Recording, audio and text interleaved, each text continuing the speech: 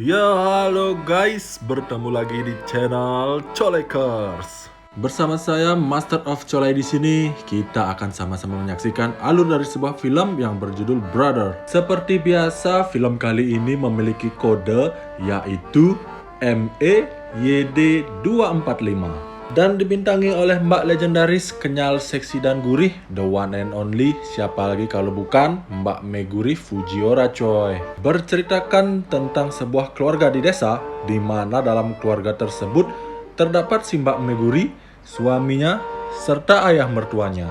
Akan tetapi, pada suatu hari, kakak iparnya Mbak Meguri ini pulang ke rumah itu, dikarenakan dia kehilangan pekerjaannya di kota. Pada saat kakak iparnya tersebut berada di rumah, yang terjadi adalah aksi pengkhianatan yang dilakukan antara Mbak Meguri dengan kakak iparnya itu. Nah, bagaimanakah kisah perselingkuhan mereka berdua?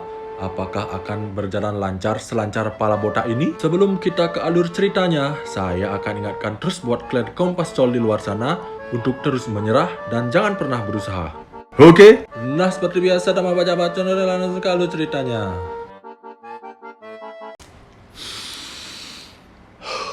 Seruput dulu coy. Di awal film kita akan diperlihatkan ada seorang wanita cantik yang bernama Meguri.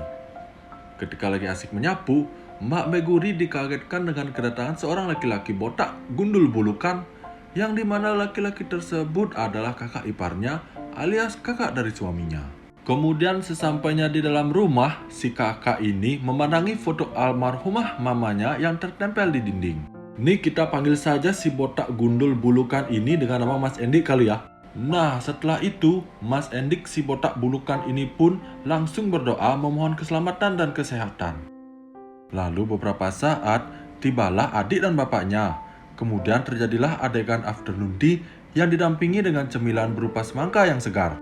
Di sini diperlihatkan bapaknya Mas Endik yang terkejut ketika mengetahui ternyata Mas Endik telah kehilangan pekerjaannya di kota. Akan tetapi adiknya Mas Endik alias suaminya Mbak Meguri terlihat kesal kepada Mas Endik karena dulu ternyata Mas Endik ini kabur dari rumah cuy. Ini karena saking kesalnya nih ya, si suaminya Mbak Meguri itu pun pergi meninggalkan ruangan itu. Mas Endik pun bilang ke bapaknya kalau dia menyesal karena kehilangan pekerjaannya dan juga ia tidak tahu mesti pergi kemana lagi selain pulang ke kampung halaman. Kemudian scene berpindah ketika malam tiba. Di sini kita diperlihatkan Mas Endik yang lagi asik mencari lowongan kerja di internet. Ketika lagi seru-serunya scrolling, kita malah diperlihatkan sebuah adegan nge-UE yang dilakukan oleh Mbak Meguri dengan suaminya. Tanpa sengaja Mas Endik pun mendengar suara kelentang-kelenting khas sodokan pedang ke arah perisai. Karena penasaran, Mas Endik pun turun ke lantai bawah untuk mencari sumber suara tersebut. Dibantu dengan sensor-sensor bulu halus yang ada di kepala botaknya, akhirnya ia pun menemukan sumber suara tersebut. Di mana suara tersebut tidak lain dan tidak bukan berasal dari kamarnya Mbak Meguri yang sedang bertarung melawan suaminya. Dengan kampretnya, Mas Endik malah mengintip dari sela-sela pintu. Bak seperti melihat dana bansos, Mas Endik menonton adegan tersebut tanpa berkedip sekalipun. Lalu keesokan paginya, terlihat keluarga cemara itu sedang melakukan doa bersama. Tapi malah the kampret botak bulukan ini malah bangun kesiangan. Ia pun dipaksa untuk ikut berdoa bersama-sama.